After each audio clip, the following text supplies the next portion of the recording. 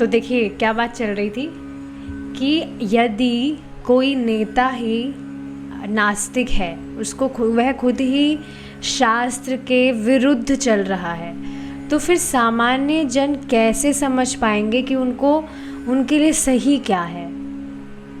वे हर वस्तु के परम भोक्ता हैं, अतः हम में से कोई भी, चाहे वह कितना महान क्यों ना हो, ब्रह्मांड तथा इसके साज सामान का भोक्ता नहीं हो सकता।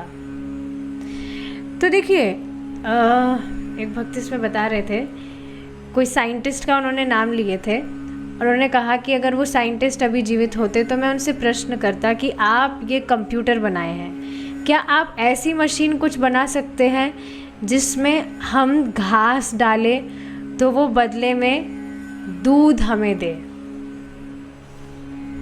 Have you ever seen any machine like that कि आप उसमें घास डाल रहे हैं तो घास वो ट्रांसफॉर्म कर रहा है दूध में। But you just look at the cows, गाय जो है वो घास खाती है लेकिन वह दूध देती है। उसमें भी आप देखेंगे आजकल जो लोग हैं they are they are violent towards cows. तो वो तो एक अलग टॉपिक है, बट आप सोचिए ना कि भगवान की कितनी अद्भुत सृष्टि है। और कुछ भी आपसे, किसी से भी आप कुछ भी प्रश्न करिए कि जो भी आज तक कोई भी साइंटिस्ट खुद फल और सब्जी का आविष्कार नहीं किया होगा कि वह खुद बना रहा है। जैसे ये जो भी गैजेट्स वगैरह लोग ये तो बना लेते हैं, लैपटॉप बना दिया, मोबाइल बना दिया, पर क्या किसी में भी ताकत है कि वह कोई फल सब्जी बनाए? वह अपने आप उग जा रही है और कोई सोच ही नहीं रहा है, कोई बुद्धि नहीं लगा रहा है, ये अपने आप कैसा जादू है, अपने आप उग रही है। या सोचिए ना, सब कुछ कितना जादुई है। हम जो भी खाना खाते हैं वो अपने आप अंदर जाके किस तरह से डाइजेस्ट हो जाता है। जो ये बॉडी है अपने आप जो न्यूट्रिशन है उसको एब्जॉर्ब कर लेती है और जो वेस्ट होता है वो निकल जाता है बाहर। तो ये तो कुछ पॉइंट्स है। बाकी यहाँ बात क्या समझाई जा रही है कि हमारे आसपास जो भी वस्तुएं हैं उसकी हमने सृष्टि नहीं की है। ऐसा नहीं कि हम उसको बना दिए हैं। तो हम किसी के भी भोक्ता नहीं है। जितने भी साज सामान है उसके भोक्ता हम नहीं हो सकते, क्योंकि कोई भी वस्तु हमारी नहीं है। इसका प्रमाण क्या है? जब हम जन्मे थे तो अपने साथ एक पानी की बोतल भी नहीं लेकर आए थे। सोचिए, कुछ भी नहीं, बिल्कुल निर्वस्त्र व्यक्ति आता है, कपड़ा भी अपने साथ में वो नहीं लाता है, कुछ भी उसका नहीं है। इससे स्पष्ट आप सोचिए ना, इस पर अगर विचार किया जाए, काफ़ी सारी बातें हम सुनते हैं, पर ये क्लिक जब मेरे दिमाग में करी थी जब मैं परम पूज्य राधा गोविंद महाराज का लेक्चर सुन रही थी कि किस तरह से जो व्यक्ति है उसका यहाँ कुछ भी नहीं है। और इसका प्रमाण यही है कि वह जब जन्म होता है तो वो अपने साथ में कुछ भी ना तो लेकर आता है और ना खुद लेकर कुछ भी लेकर जाएगा। लेकिन आप देखेंगे यहाँ इतनी बड़ी अविद्या से व्यक्ति ग्रसित होने के कारण कुछ लाया नहीं, वो कुछ लेकर नहीं जाएगा, फिर भी यहाँ की वस्तुओं में वो इस तरह से ममता रखता है। So this is all illusion. चूंकि हमारा पद उन परमेश्वर तथा परम नियंता परम शक्तिमान विष्णु से निम्न है, अतः हम उतना ही भोग सकते हैं जो हमें उनकी कृपा स्वरूप उनसे प्राप्त होता है।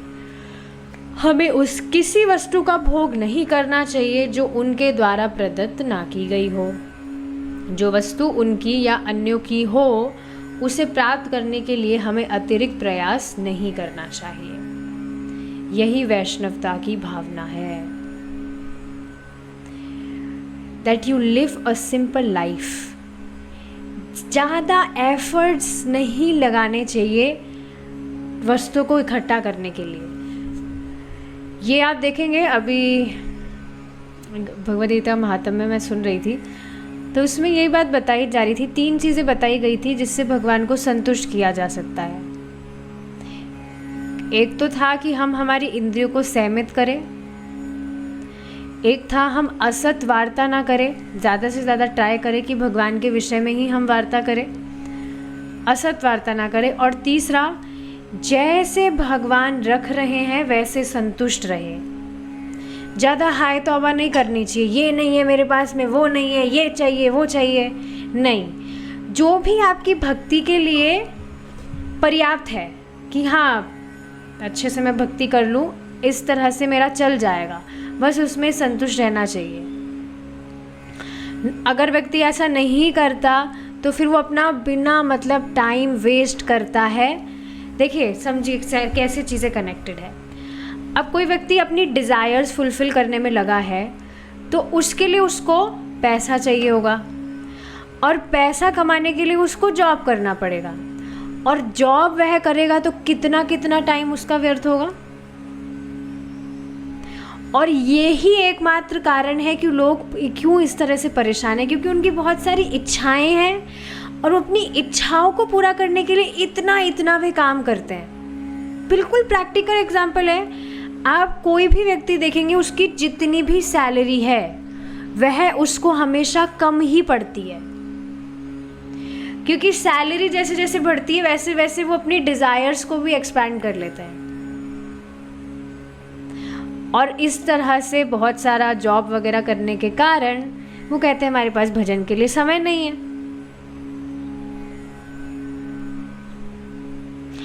और देखिए ये चीज़ें नहीं समझ आएगी जब तक तो व्यक्ति श्रवण नहीं करेगा, क्योंकि एक भक्त ही है, मतलब ठीक है भक्ति उनको मानना चाहिए, भक्ति कर रहे थे वो, पर अब वो क्योंकि भक्तों के संग में श्रवण नहीं कर रहे नियमित रूप से, तो वो परेशान है कि मतलब वो परेशान है, उनको बात नहीं समझ आ रही है कि भगवान की भक्ति करने से, श्रवण करने से, वो कह रहे थे, मैंने उनको कहा था कि आपको श्रवण करने की बहुत आवश्यकता है, आप भक्तों के आप संग में आके श्रवण करिए, उससे आपको सब कुछ, आपके जो भी क्वेश्चंस है डाउट्स है उसका आंसर अपने आप ही मिल जाएंगे। तो बोल रहे क्या सिर्फ हियरिंग करने से हो जाएगा? हाँ हियरिंग करने से हो जाएगा। हियरिंग करने से आपको मालूम चलेगा कि आपको करना क्या है, करना क्यों है। पहली बात क्या करना है और क्यों करना है, ये बात आप देख पा रहे हैं कि हम शास्त्र फॉलो कर रहे हैं, भगवत गीता भागवतम हम सुनते हैं और भगवान की बात मान के, पूर्वाचार्यगण की बात मान के हम जो भी कर रहे हैं, तो ऐसा नहीं कि ऐसे ही हम बस कर रहे हैं क्योंकि और लोग कर रहे हैं। We have a purpose. जो भी हम कर रहे हैं क्या पर्पस है कि उससे भगवान संतुष्ट हो जाए। पहले तो कुछ पर्पस नहीं था, ऐसे ही बस हवा में हाथ पैर मार रहे थे, but now we have a purpose. जो भी हम कर रहे हैं उसके पीछे एक रीजन है। परम पूज्य सच्चिदानंद स्वामी महाराज इस बात को बताते हैं that you reframe your life when you hear shastras. शास्त्र सुनने से बुद्धि आती है कि करना क्या है, क्यों करना है, और जो अभी आप जो भी कर रहे हैं, और आप देखेंगे ये स्वयं कि काफ़ी सारी चीज़ें हो सकती है जो आप अननेसेसरीली कर रहे हो, लेकिन शास्त्र सुनने से समझ आता है अरे मुझे तो ये करने की ज़रूरत ही नहीं है, मैं बिना मतलब ही वहाँ मेरा टाइम लगा रहा हूँ। शास्त्र सुनने से सारे जो भी आपके क्वेश्चंस हैं, डाउट्स हैं, परेशानियां हैं, सभी का हल हो जाता है। पर ज़रूरत है कि व्यक्ति सुनेगा ही नहीं तो फिर कैसे वो समझ पाएगा। और ये ही छोटी सी बात लोगों को समझ में नहीं आती कि सिर्फ सुनने से उनकी सारी समस्या का समाधान हो सकता है।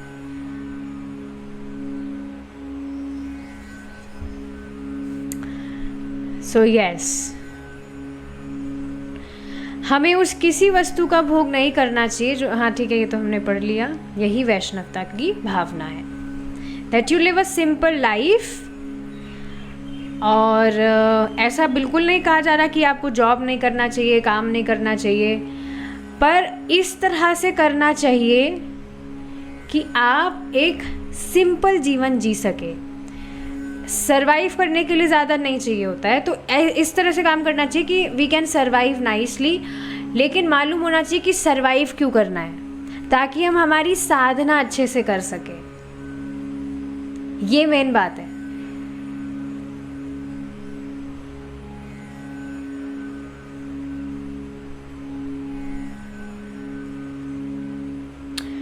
It takes lots of efforts to understand, like lots of intelligence, बहुत बुद्धि की ज़रूरत है। बुद्धि मतलब बस एक बार उसको चमक जाना चाहिए कि there is no other purpose of this human form of life. मनुष्य जीवन मिला है तो बस एक ही उद्देश्य के लिए कि हमें भगवान की प्राप्ति करनी है। There is no other purpose.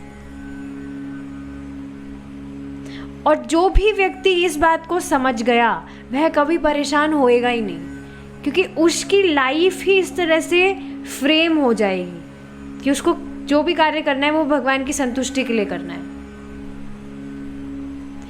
Isha उपनिषद में इसी भाव को इस प्रकार वर्णित किया गया है। संपूर्ण ब्रह्मांड में हम जो कुछ भी विद्यमान देखते हैं वह मूलतः परम भोक्ता की संपत्ति है। परम भोक्ता इज कृष्णा। और एक क्या वर्ड आया था उस दिन, एक वर्ड आया था, लेट मी सी, उसका मतलब था कि आर्टिफिशियल भोक्ता, कि हम भोक्ता है नहीं बट हम इस तरह से सोचते हैं that we are the enjoyer. छद्म भोक्ता, यस, छद्म भोक्ता मीन्स आर्टिफिशियल, जो भोक्ता है नहीं, बस ऐसे ही मान रहा है कि वह एंजॉयर है, but we are not the enjoyer. So yes, ये बात समझने वाली है कि वह मूलतः परम भोक्ता की संपत्ति है और व्यक्ति केवल उन्हीं वस्तुओं को भोग सकता है जो उनके द्वारा कृपा पूर्वक प्रदान की जाती है, किंतु उसे दूसरों की संपत्ति को स्पर्श भी नहीं करना चाहिए। इसलिए प्रजा के नेताओं तथा अन्य लोकप्रिय नेताओं को चाहिए कि वे अपने कार्यकलाप विष्णु पर केंद्रित करें और इस दिव्य कार्य के फलस्वरूप वे स्वयं को लाभान्वित होंगे ही, साथ ही वे अपने अनुयायियों का भी कल्याण कर सकेंगे। ये बात यहाँ पर इसलिए समझाई जा रही है कि यहाँ बताया जा रहा है कि उसे दूसरों की संपत्ति को स्पर्श भी नहीं करना चाहिए। मतलब यहाँ पर सभी वस्तुएं भगवान की संपत्ति है, इट्स नॉट आवर प्रॉपर्टी।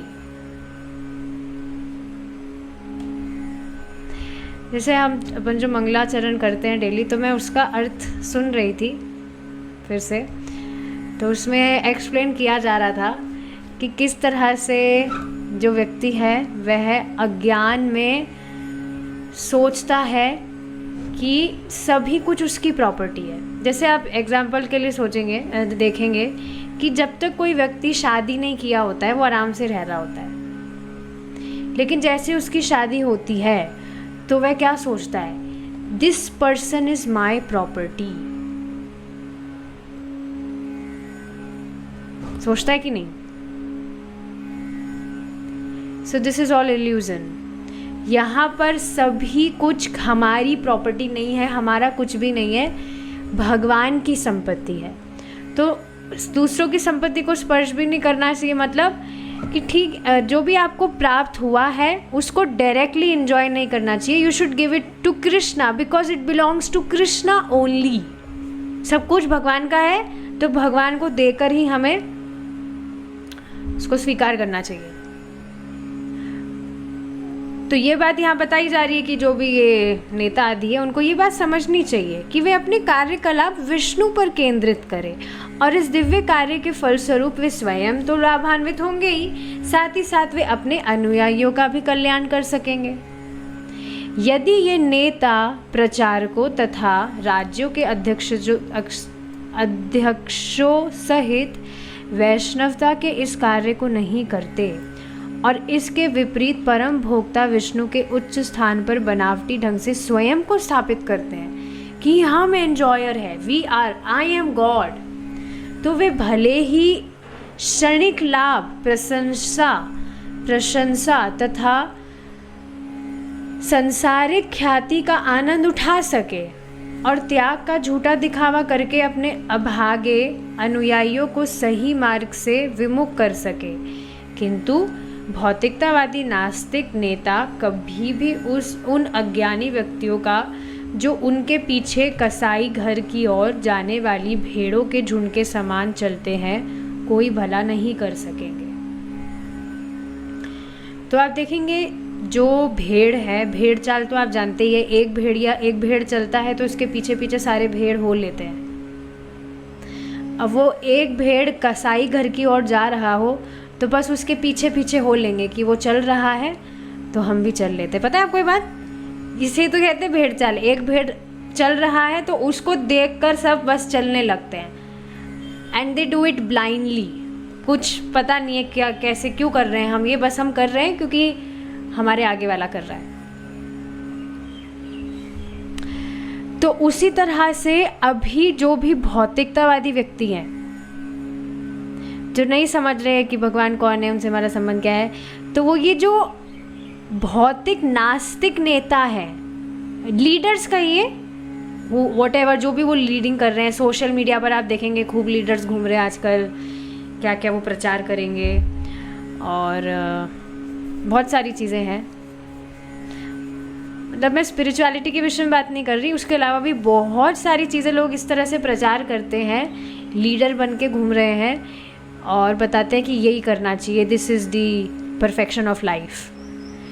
तो और लोग क्या कर रहे हैं? भेड़ चाल में चल रहे हैं। भैया आप देखिए ना, जैसे आज कोई व्यक्ति आए थे तो उनसे मतलब वो बता रहे थे कि मतलब मेरे ही साथ में एक कोई पढ़ती थी, तो बहुत टाइम हो गया अब तो, इट्स बीन 4 years नाउ, जब ग्रेजुएशन हुआ था। तो उसके बाद में वो बता रहे कि अब वो जो साथ में थी वो अब अपना मास्टर्स करने के लिए बाहर गई है विदेश में। तो मतलब मैं क्या बताना चाह रही हूँ कि लोग इस तरह से अपने आसपास देख रहे हैं कि देखो जो मेरे बराबर वाला है या वो जो व्यक्ति है वो इस तरह से और पढ़ाई करने जा रहा है बाहर, या इस यूनिवर्सिटी में एडमिशन ले रहा है, ऐसे कर रहा है, वैसे कर रहा है, उसको ताकि बहुत अच्छा जॉब उसको मिल जाए, वो विख्यात हो जाए। सभी लोग इसी चीज़ में तो पड़े हुए हैं, पर कोई भी ये नहीं समझ पा रहा है कि कब तक। देखिए ये सारी चीज़ें बहुत ज़्यादा डीप है, अगर किसी व्यक्ति को समझ आ गई ना तो वो कभी भी अपना टाइम इन सारी चीज़ों में वेस्ट नहीं करेगा, उसकी मति भी नहीं जाएगी इन सारी चीज़ों में कि भाई मैं इस जगत का हूँ नहीं तो मैं यहाँ पर फेमस होके कर क्या लूँगा। And I can not be all great, क्योंकि हमेशा हमसे कोई ना कोई श्रेष्ठ व्यक्ति होगा ही, हमसे हमेशा कोई ना कोई निम्न व्यक्ति हमें मिलेगा और हमेशा हमसे श्रेष्ठ व्यक्ति भी मिलेगा हर फील्ड में, that can be any field. तो मैं भाई यहाँ का हूँ नहीं तो मैं यहाँ का कुछ भी, बहुत सारी कुछ भी प्रॉपर्टी इकट्ठा करके या सब कुछ करके मैं क्या कर लूँगा। जैसे कल एक कोई व्यक्ति आए थे तो वो बहुत इस तरह से गर्व में कह रहे थे कि मैंने मेरा पूरा जीवन लगा दिया इतना सारा पैसा कमाने में, एक एक मतलब इतना मेहनत से मैंने कमाया है और कभी भी किसी का सहारा मैंने नहीं लिया। मतलब शी वॉज़ वेरी प्राउड। तो मैं यही सोच रही थी कि अब पूरा जीवन तो उन्होंने लगा दिया, शी इज़ इन हर 60 और 65 प्रोबेबली, तो अब क्या, अब कुछ ही टाइम में उनका मतलब शी विल गो। तो अब वो उनकी पूरा जीवन उन्होंने मेहनत किया, वो इसका है क्या, है क्या, कौन करेगा अब उसका जो मतलब जो भी उसको कौन एंजॉय करेगा। तो आप देख रहे हैं लोग इस तरह से पूरा जीवन खपा देते हैं और फिर दे आर ऑल्सो प्राउड कि हमने देखो इतना महान काम किया, because they are not understanding कि वास्तव में महान है क्या। तो इस तरह से लोग भेड़ चाल में चल रहे हैं, भेड़ों के झुंड के समान चलते हैं और कोई भला, कोई किसी का भला नहीं कर पाता। ऐसे नेतृत्व से नेता अल्प काल के लिए स्वयं लाभान्वित होते हैं, थोड़े से टाइम के लिए कुछ पैसा मिल गया, थोड़े से टाइम के लिए घर मिल गया, किंतु उनके अनुयायी निकृष्टतम स्थिति को प्राप्त होते हैं। ये नेता उन्हें दिखावटी लाभ के प्रति उकसाते हैं और उन्हें नाना प्रकार के पाप कर्मों में लगाते हैं।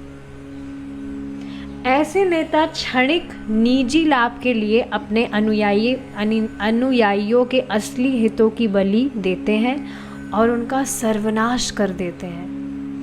ऐसे नेता यह नहीं जानते कि उनके नाशवान शरीर के विनाश के साथ ही उनके क्षणिक लाभ भी समाप्त हो जाएंगे। So whatever you are earning, Australia जाकर आप MBA कर रहे हैं, सब कुछ नष्ट हो जाएगा। आप खुद बताइए, क्या कभी भी आप थोड़ा अगर विवेक धारण करके अगर आप अपने आप से सवाल करेंगे, कभी भी आप उस जगह पर एनर्जी नहीं लगाना चाहेंगे अपनी, जहाँ पर आपको दिख रहा है कि सब कुछ नष्ट हो जाएगा? Would you like to spend, invest तो नहीं कहेंगे इसको, spend your energy in that thing, जहाँ आपको पता है आप उसको करेंगे तो वो फेल ही होगा, सब कुछ ख़त्म ही होगा, वो नष्ट हो जाएगा वो।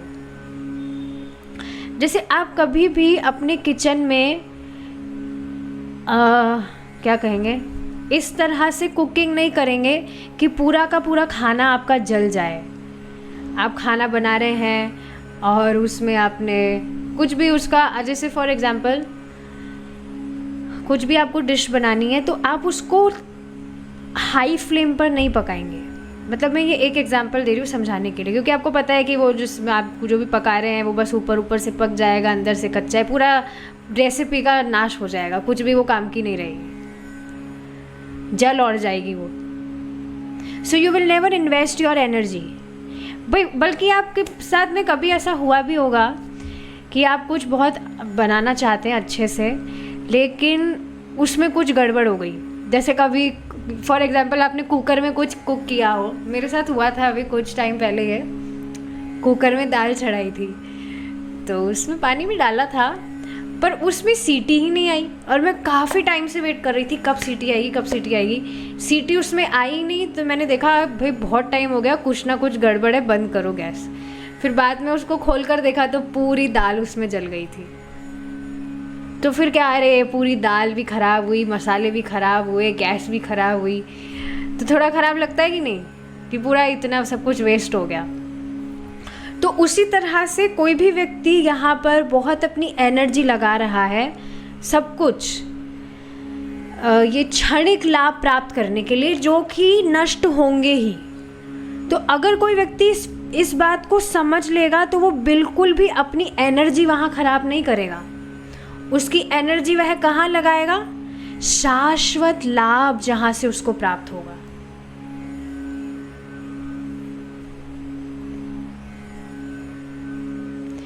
किंतु अपने नेतृत्व काल में वे जो अच्छाई बुराई करते हैं वह अत्यंत सूक्ष्म रूप में उनके मन, बुद्धि तथा मिथ्या अहंकार के मानसिक पाश में विद्यमान रहेगी और आत्मा की देहांतरण प्रक्रिया के द्वारा अन्य उपयुक्त शरीर में सूक्ष्म मानसिक जीवन फिर से विकसित होगा। बस जो पहले किया वो अब फिर से वैसे ही संस्कार और प्रवृत्ति के कारण उन्हीं कर्मों में लगेंगे उनके नेक्स्ट बर्थ में। जैसे प्रभु जी इस एग्जाम्पल को बता रहे थे, महाराज से सुना था उन्होंने, कि आप देखेंगे कुछ लोग इतना हार्श बोलते हैं, हर वक्त किसी को दुख पहुंचाना या कुछ गलत ही बोलना, कभी भी वो प्यार के शब्द तो आप उनसे सुनेंगे ही नहीं। तो ये दिखाता है कि वह पहले नर्क में खूब पिटाई खा के आए हैं, तभी उनका इस तरह से इतना एक हिंदी में कुछ वर्ड बोला था, कर्कश व्यवहार होता है। वेरी हार्श होते हैं ऐसे लोग। सच में आप देखेंगे कुछ लोग दिखने में भी उनके जो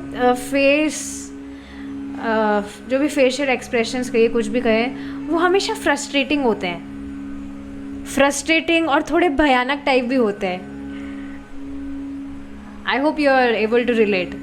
होते हैं ऐसे कुछ लोग जो दिखने में हमेशा ऐसे टेंशन रहेगी और उनके थोड़ा सा भयानक सा लगता है उनका फेस।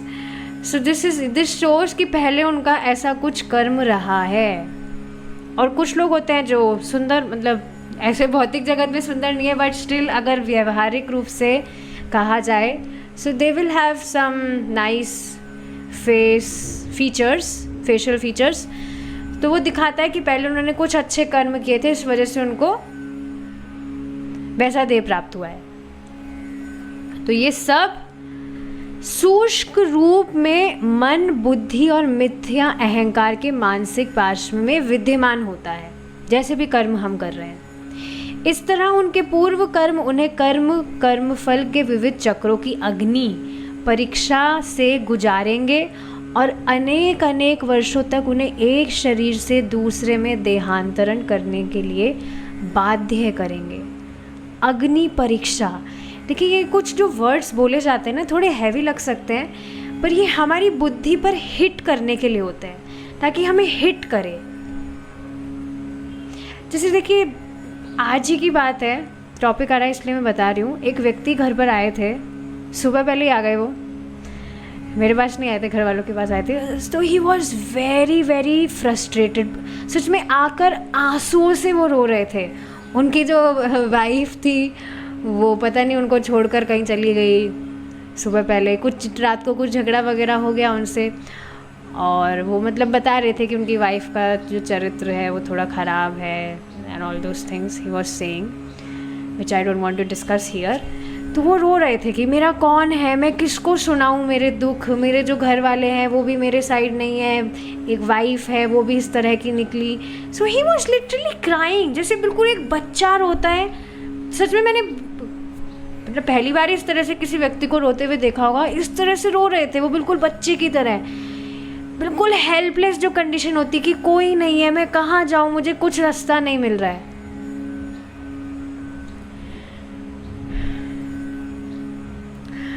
तो ये समझना चाहिए कि इस तरह के दुख जानबूझकर व्यक्ति को दिए जाते हैं ताकि वह कृष्ण की तरफ मुड़े, ताकि वो सोचने पर उसको बाध्य वो होए कि मैं ये सब दुख नहीं चाहता हूँ, मैं नहीं चाहता हूँ कि लोग मुझे इस तरह से धोखा दे, या मैं जो भी सफ़र कर रहा हूँ, I don't want to suffer all these pens.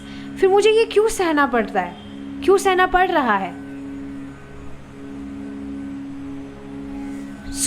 सब कुछ इस भौतिक जगत में सब कुछ इस तरह से प्लान किया गया है। No one can be peaceful. और सच में देखिए भक्ति करते हैं तो स्पष्ट इस तरह से हम देख पाते हैं कि हमारे आसपास कोई भी व्यक्ति सुखी नहीं है, कोई भी शांति अनुभव नहीं कर रहा है। Everyone is frustrated. कोई अपनी वाइफ से परेशान है, कोई अपने जॉब से परेशान है, कोई किससे परेशान है, कोई किससे परेशान है, कॉन्स्टेंटली इस तरह से लगा हुआ है। और जन सामान्य वही करेंगे जो अज्ञानी नेता उनसे कहेंगे। अतः नेताओं को यह जानना चाहिए कि सभी लोगों के लाभ के लिए किस तरह कर्म किया जाए। सर्वप्रथम उन्हें कर्म योग अर्थात अपने कर्मों के फल को विष्णु को अर्पित करने की वास्तविक विधि को समझना चाहिए और उसका अभ्यास करना चाहिए। हाँ देखिए, जैसे यहाँ पर जो बात बताई जा रही है बहुत इंटरेस्टिंग है। जैसे रिसेंटली आपको पता है मेरा हमेशा रहता है कुछ ना कुछ प्रीचिंग के आइडियाज़ मुझे मिलते रहते हैं, so I try to implement that. तो रिसेंटली एक ग्रुप हमने बनाया है जिसमें वी आर 8 to 10 पीपल। पहले 6 ही लोग थे, अब 10 से 8-10 लोग हो गए। तो हम क्या करते हैं, हम साथ में प्रभु जी की जो भगवद गीता की क्लास है हम उसको सुनते हैं। सुनने के बाद में उससे रिलेटेड क्विज़ेस हम डिस्कस करते हैं ऑन व्हाट्सएप, और डेली टास्क हम देते हैं। तो कल टास्क क्या दिया गया था कि मतलब शुरू से वो सब बिल्कुल नए हैं, उनको कुछ भी पता नहीं है कि भगवद गीता क्या है, कृष्णा कॉन्शियसनेस क्या है, पर उनकी इच्छा है कि हम भगवद गीता को समझना चाहते हैं। तो कल टास्क दिया गया था कि आपको भगवान का कीर्तन लगाते हुए बहुत ही अच्छी भावना से, सुंदर चेतना से कुछ बनाना है सात्विक, और फिर आपको उसको भगवान को ऑफर करना है। तो अब कुछ लोग हैं उनके लिए तो कुकिंग करना इज़ वेरी टफ। कुकिंग करना तो मतलब बहुत बड़ा उनके लिए काम है कि कुकिंग हम कैसे कर सकते हैं, हमें तो आती ही नहीं है।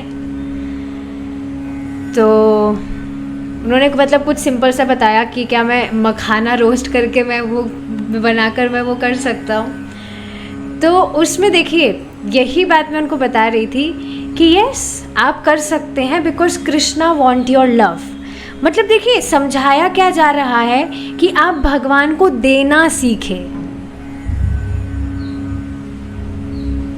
भगवान को देना सीखे। ये बात समझ में आनी चाहिए कि कोई व्यक्ति हो सकता है शुरू में वो इतनी प्योरिटी फॉलो नहीं कर पाएगा, we can't expect this from him, but at least वह भगवान को देना सीखे। धीरे धीरे जैसे जैसे चेतना शुद्ध होगी तो वो प्योरिटी तो अपने आप फॉलो करने ही लगेगा।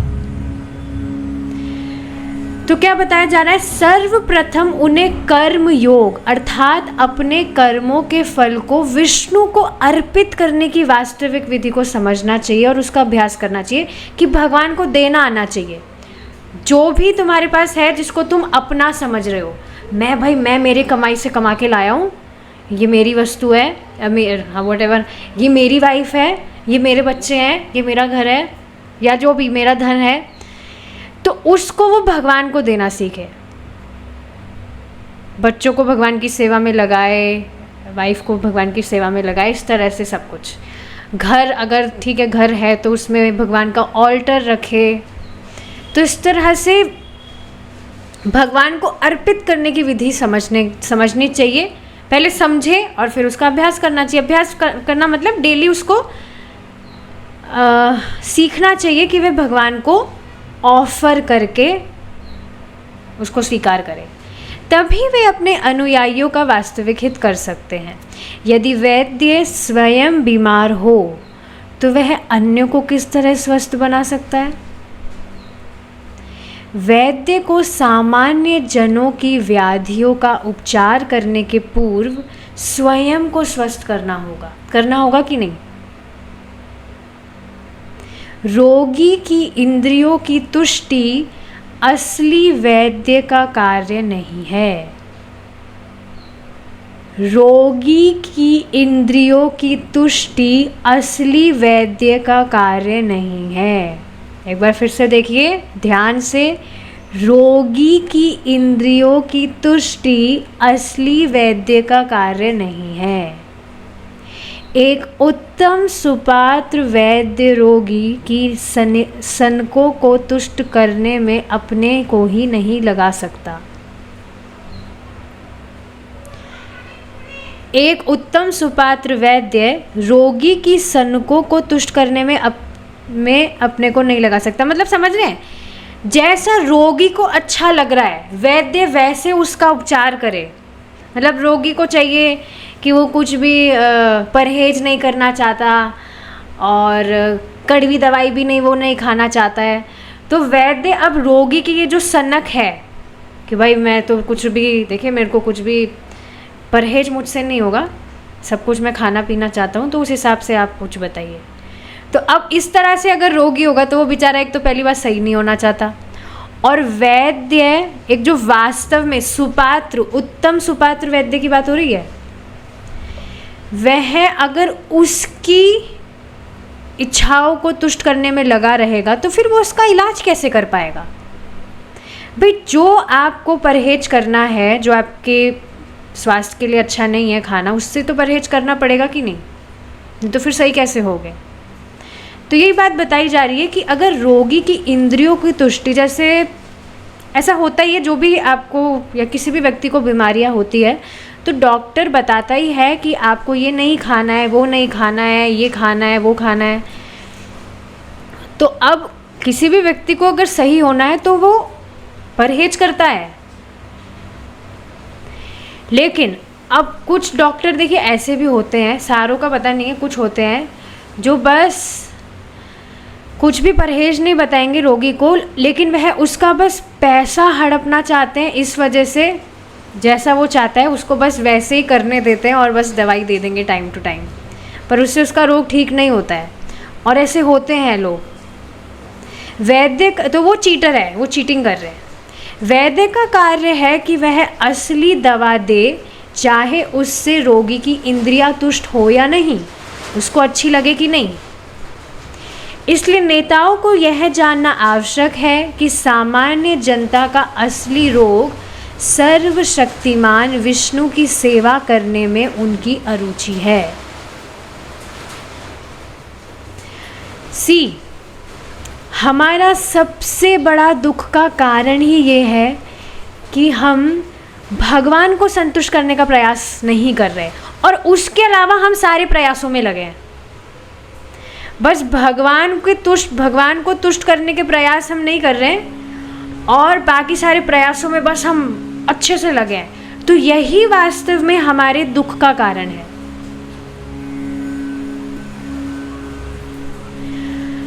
And that's why our life become miserable.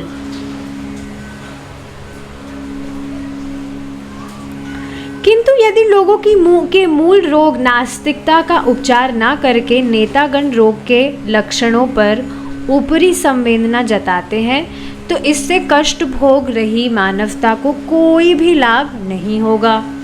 इस रोग की असली दवा तो ईश्वर को अर्पित वस्तुओं के उच्छिष्टों को ग्रहण करना है।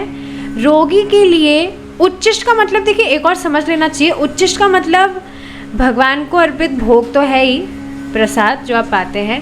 उच्छिष्ट का मतलब एक और आप यहाँ समझ रहे हैं,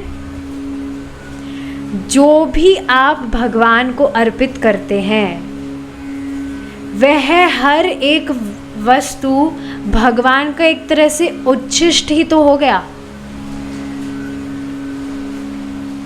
आपने भगवान को पुष्प अर्पित किया तो वो भगवान ने काम में ले लिया कि नहीं? मतलब कृष्णा, आपने भगवान का श्रृंगार किया, Shri Krishna looks very beautiful, जब आपने उनको फ्लावर से श्रृंगार किया, अब भगवान को ऑफर करने के आपने ऑफर किया और अब आप उसको स्वीकार कर रहे हैं, तो वह भगवान का उच्छिष्ट पुष्प हुआ कि नहीं? बोलते भी हम प्रसादी माला, प्रसादी पुष्प, सुगंध आपने भगवान को अर्पित की तो वो भगवान का उच्छिष्ट हो गया कि नहीं? तो वस्तुएं, जितनी भी वस्तुएं आप भगवान को अर्पित करते हैं वह भगवान का उच्छिष्ट हो जाता है। इस वजह से कहा भी जाता है कि वह स्पिरिचुअलाइज हो जाता है। जो भी वस्तुएं आप भगवान को देते हैं, इट बिकम्स स्पिरिचुअलाइज, वह सामान्य नहीं रह जाती। औषधियों में ईश्वर की महिमा का श्रवण, कीर्तन तथा स्मरण करना, ईश्वर के दिव्य रूप की पूजा करना, ये बात समझ रहे हैं आप? रोगी की डेफिनेशन अभी यहाँ पर समझाई गई कि रोगी है कौन? जो भगवान को संतुष्ट करने में नहीं लग रहा। तो उस रोगी की औषधि क्या है वो बताया जा रहा है। औषधियों में ईश्वर की महिमा का श्रवण करना, कीर्तन तथा स्मरण करना, ईश्वर के दिव्य रूप की पूजा करना, उनकी दिव्य सेवा करना, उन्हें अपना परम मित्र मानना तथा अंततः सभी परिस्थितियों में उनकी शरण में जाना सम्मिलित है। ये है भाई औषधियाँ। तो जो भी बीमार है, सभी हम बीमारी है, कोई भी यहाँ पर स्वस्थ नहीं है। मतलब समझ लेना, अविद्या, शास्त्र हम भक्ति डेली कर रहे हैं पर फिर भी कहीं ना कहीं कंट्रोलर की भावना आई जाती है। तो ये औषधियाँ हैं, इन औषधियों को नियमित रूप से लेते जाइए and you will be all healthy eight one point. बस इस तरह से डेली औषधियाँ ग्रहण करते जाइए, ठीक है? तो औषधि आप यहाँ पर मतलब जो भी हमने औषधियों का डिस्कशन किया, आप उसको अच्छे से लेते रहिए और आगे पढ़ लेते हैं। यदि नेतागण वास्तव में मानवता के कष्टों को दूर करना चाहते हैं तो उन्हें इस आहार तथा इन दवाओं का प्रबंध करना होगा।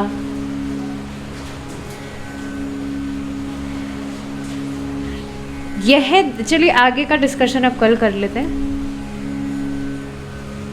We will continue tomorrow. Thank you so much for joining.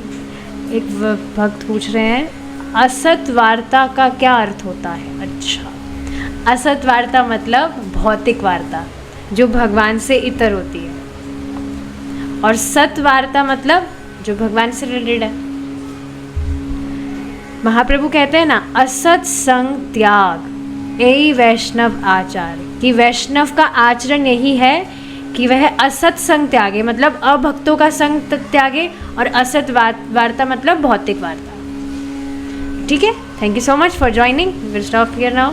हरे कृष्णा, जय श्री राम।